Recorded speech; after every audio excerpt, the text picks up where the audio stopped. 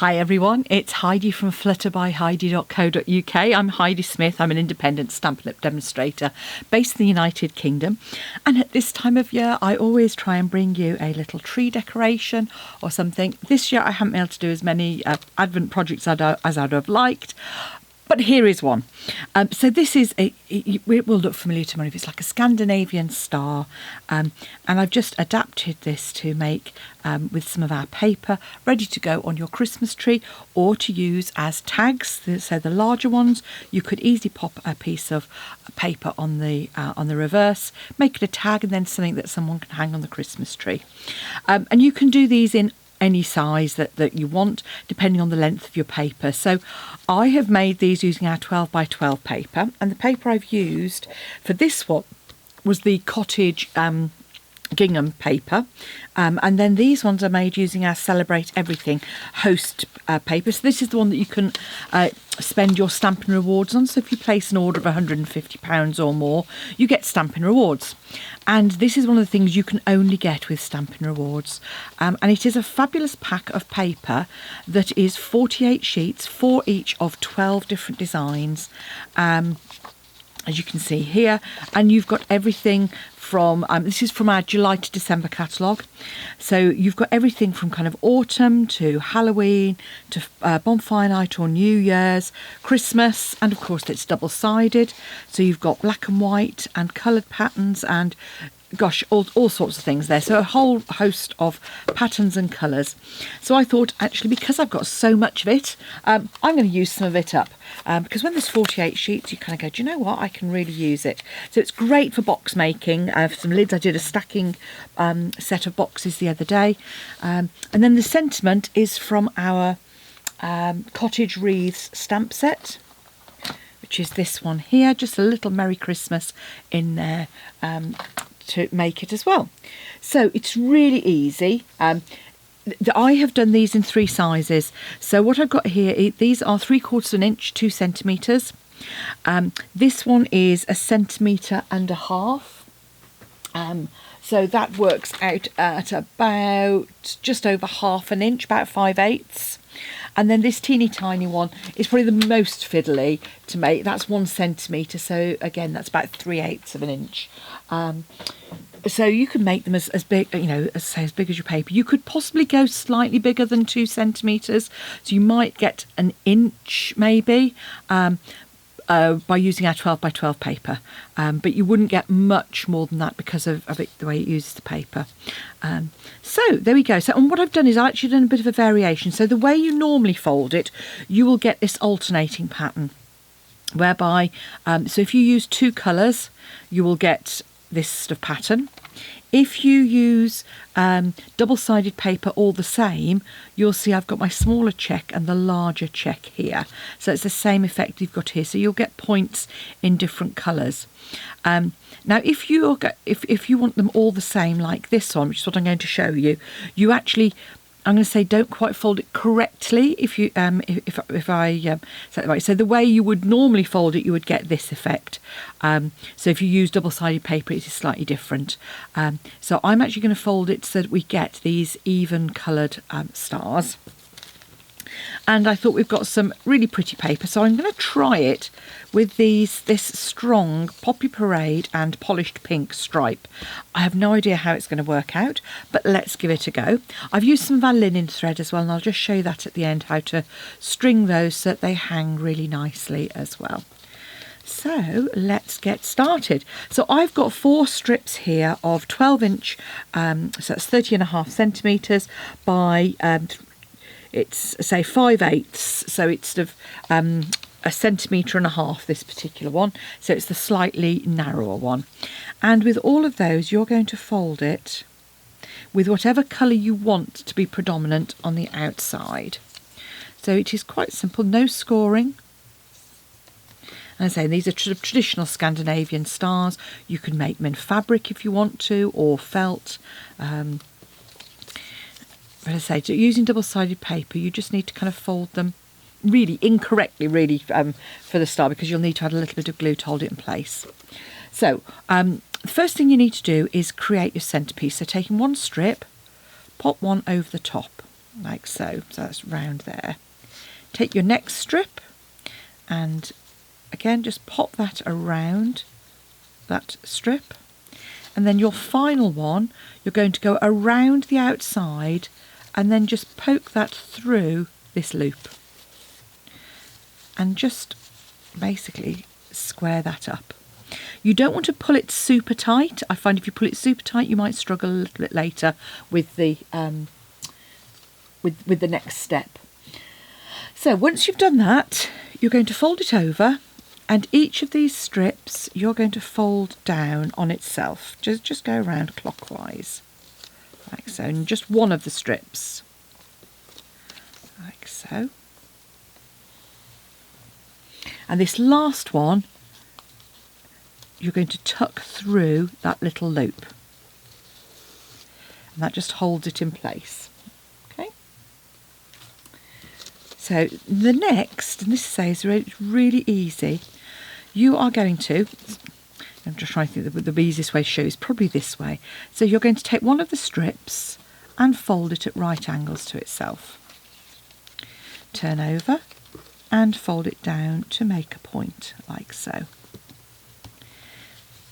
And then you're simply going to fold that in half, and then we're going to tuck that into this little pocket that you'll find at the back there. Now, things that I've learned, I find that generally I'm going to cut it off at this point because I don't want any of my card poking through, showing through. And sometimes it's easier just to cut a tiny little bit off the outside edge of each of those just to help feed it in. And you're simply going to just fold that on its back on itself. So I'm just kind of literally just popping that into the pocket at the back. And then as you take that to the vertical, it will push in. And then you repeat that all the way around. So again, just fold to the outside, fold it down on itself, make this point, and then fold in half. So I'm trimming that so it's just a tiny bit shorter, and then you'll find on this one it goes in more easily because it's actually got a little pocket on the front. So if you like, that's the correct way to do it, like so. Here we go. I'm saying I possibly didn't fold it quite as flush as I could have done, so just pop it in a little bit and you should find that'll work fine, and then repeat all the way around. So we're just going to fold to the outside, fold down on itself, fold in half, and trim. I say, and like these back ones where they're kind of going into the double pocket are the ones that I find particularly I need to just trim slightly.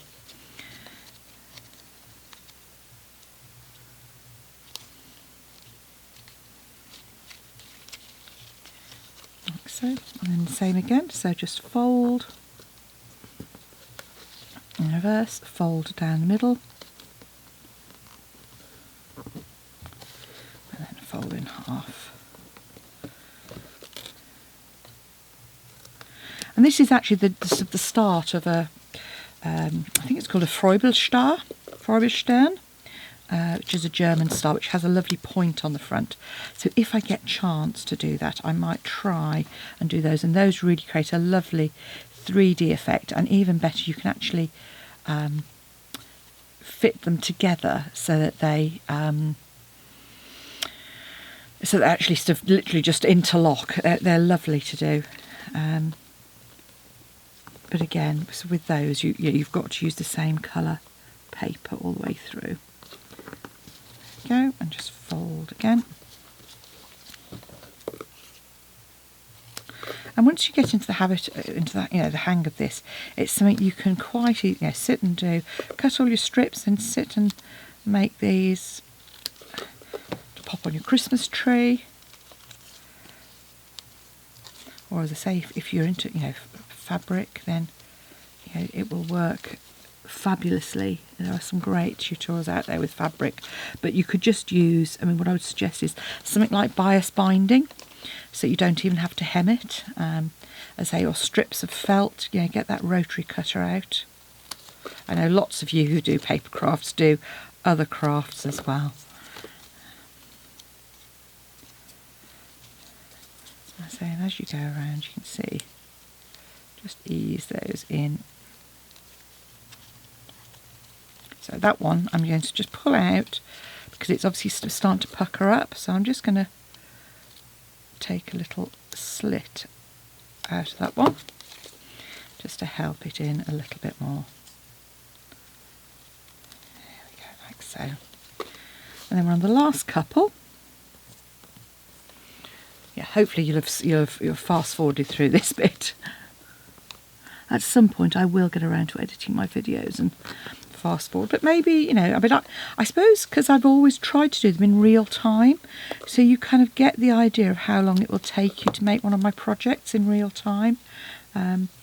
Otherwise, sometimes, you know, I find I kind of watch something and I kind of go, oh yeah, I'll make one of those, and then, you know, half of it's like at double speed, and it's like, oh no, I haven't got time to do that.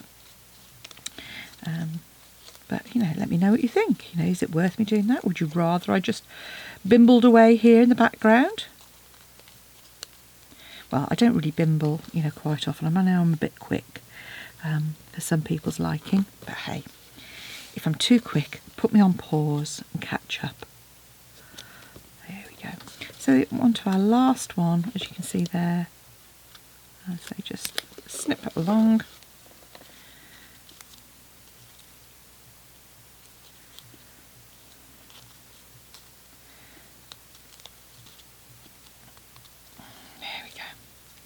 So there's your start. Now, interestingly, actually, I rather like the reverse of this one because we've kind of got these alternating coloured points, which I think is rather nice. I said, you know what, I'm going to keep it on the front there. And then all I'm going to do is just cut a piece of card, and I'm going to use some of my polished pink. And this one is already at sort of 1 1/8. So it's, oh, how big is it? About 3 centimetres. Just quick check, is it 2.8? Yeah, so it's 2.8 centimetres square. There we go. And then we'll cut a little scrap that's 2.5 centimetres. So these are great for, you know, tiny little bits. So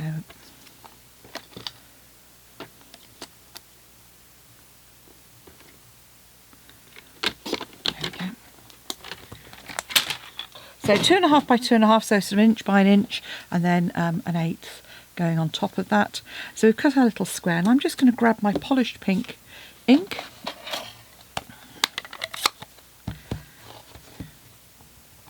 Ink that up, and I'm just going to sort of centre that.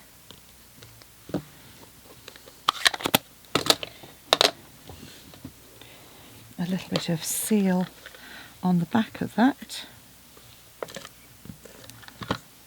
So as I say, sometimes, you know, it's surprising how things work out when you're making. Just it changes the appearance, doesn't it? So I'm just going to pop some mini dimensionals in each corner of those.